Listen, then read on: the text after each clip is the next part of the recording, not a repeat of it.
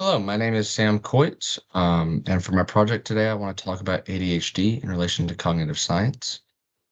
So, as a person who, for lack of better words, has struggled with ADHD their entire life, I wanted to take the chance in this class or this project to dive into what ADHD is, and what's going on inside the brain, but also sort of set the record straight because I think that the general consensus behind ADHD is somewhat misconstrued. And I wanted to, kind of combat that a little bit. So really, I want to talk about what is ADHD, how it presents itself, and then what's going on inside the brain, and then briefly mention Adderall and other amphetamines effect, and then wrap everything up. So what the heck even is ADHD, right? You've probably heard it, but let's dive into what it really is. So ADHD stands for Attention Deficit Hyperactivity Disorder, which is a little bit misleading because people with ADHD don't actually have a deficit in attention. They just lack the ability to regulate it. Also people may think that ADHD is, common misconception ADHD is a made up disorder caused by, laziness or just a lack of willpower or even just ineffective parenting. That's completely untrue. In reality, ADHD is a neurological or psychological disorder. Um, Both children and adults can have it. You hear about children growing out of it when they grow up. They didn't actually grow out of the disorder. They actually were just most likely misdiagnosed when they were younger, is most likely what happened. There are three types of ADHD. There's the hyperactive and impulsive type ADHD, and there's the inattentive type ADHD. There's also combined type ADHD, which is a combination of the two above it. I do want to say ADHD is not ADD. Um, you know, Maybe in the past it was, but ADD is no longer an actual medical diagnosis, and it only refers to one aspect of the inattentive type of ADHD, which is just not being able to pay attention. Um, I've heard before people say like, "Oh, I struggle to pay attention in lectures. I'm not ADHD, but I probably have ADD." That's just not true. It's not a lesser of ADHD. That'd be like me saying I get nervous when my mom uses my full legal name when calling me. So I'd probably have just a little bit of anxiety. It's really just not the same thing. Um, so how does ADHD present itself? There are a ton of signs and symptoms, but they can vary from person to person, and it's not just being able to not focus.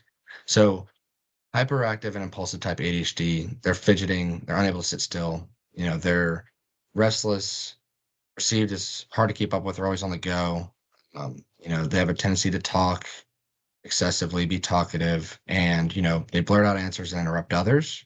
While the inattentive type of ADHD is more the losing and misplacing important items, being distracted by unrelated thoughts, forgetting tasks, daily activities, short attention span, bad listening skills, avoiding work that requires too much attention and work and mental focus, and unable to pay close attention to details. A combination type ADHD is going to have both of these. Real world things that people with ADHD are experiencing, though, the first ones are more clinical symptoms. Hyperfixation is one of the real world things, and essentially what that means is people with ADHD will be really hyperfixated on one hobby or task for a couple weeks, and then they'll switch to something else. They may be really into Rubik's cubes and solving them. They'll get the 3x3s, the 4x4s, the 5x5, all Rubik's cubes, and then 3 weeks later, they're going to be picking up something new like drawing. Because we'll talk about it here in a second, but they're just following a new dopamine hit. They need that dopamine. They're quick at solving things. So the brain of an ADHD person actually works 3 times faster than the brain of a neurotypical person does. However, they are processing 3 times the amount of information that the neurotypical person is. Most of those are intrusive thoughts and internal dialogue. So in reality, it's actually working out one to one. But you'll see, like watching a movie with someone that has ADHD, they'll be working everything out in their head, and then all of a sudden they're blurting out like, "Hey, I think this is about to happen," and then it does. So they're spoiling movies. Another one is remembering obscure details while forgetting more important ones. So a good example of this is it's not out of the realm of possibility to ask someone with ADHD, like, "Yo, can I borrow a paperclip?" And then being like, "Yeah, dude, I've got paperclip.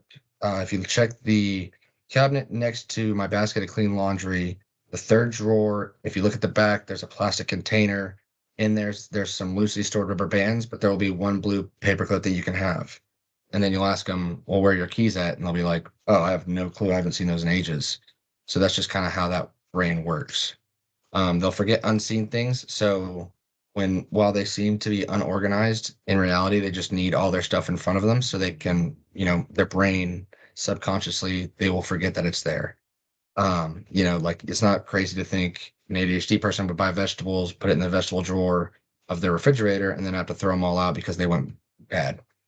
It's a very all or nothing type of deal. They're either doing 50 tasks or they're doing 0 tasks. They're either getting too much sleep, but they're not getting any sleep. They're either eating too much or not eating enough. It's very hot and cold. And they have again, like their brain goes going a million miles an hour. They have a very loud internal dialogue that's always keeping them busy. So what is happening inside the brain for people with ADHD? So the biggest difference in ADHD and neurotypical brains is the differences in level of norepinephrine and dopamine, which are two neurotransmitters that help with how our brain works. Norepinephrine is synthesized from dopamine.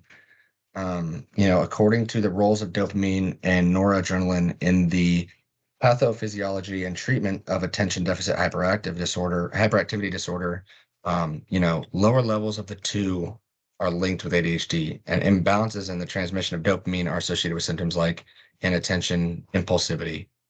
Disruption also interferes with the reward pathway, which changes the way ADHD brains perceive rewards and pleasure.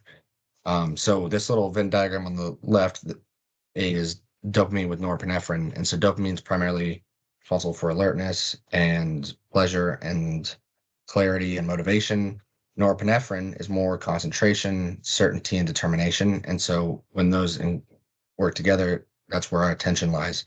There's another circle, serotonin, that would also be activated with this Venn diagram, but for the sake of this project, I haven't dove into that one. The big thing with norepinephrine and dopamine is norepinephrine plays an important role in the prefrontal cortex, and ADHD disrupts its transmission in the brain. It makes it more difficult to retain information needed to complete tasks successfully, and it impairs our inhibitory control. How well you can suppress distractions, urges, or behaviors that interfere with your goals.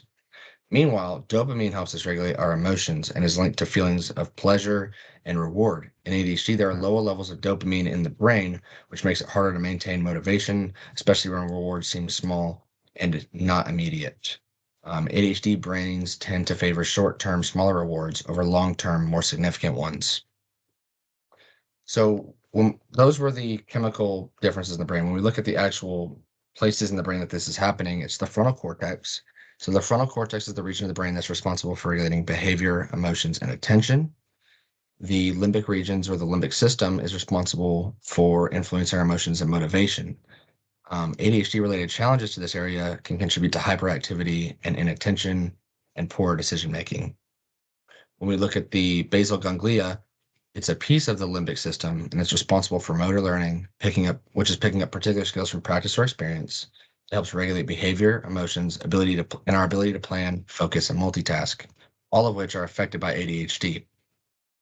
I briefly want to touch on Adderall and amphetamines in relation to ADHD. So Adderall and other amphetamines like Ritalin and Vyvanse, stuff like that, are a combination of amphetamine and dextroamphetamine, which are two stimulants that increase the dopamine, norepinephrine, and serotonin levels in the brain, which basically help bring the brain back to what it would be normally. One thing I want to mention is that people view Adderall, there's a general consensus that Adderall is a super drug, and they can use it to study all night, and they think people with Adderall, because they have ADHD, are at an advantage. That's not true at all. Adderall basically just brings someone with ADHD to the level that you are at normally. And so when you are taking Adderall to study and such, it's nothing less than drug abuse. It's not a clean drug. It's an amphetamine, just like methamphetamines. So being able to take, it's not a superhero drug. It's not a limitless pill. And I wanted to make sure to include that in this. So a couple of my references. And thank you for your time watching my presentation, and I hope you were able to take some good knowledge out of it. Thank you.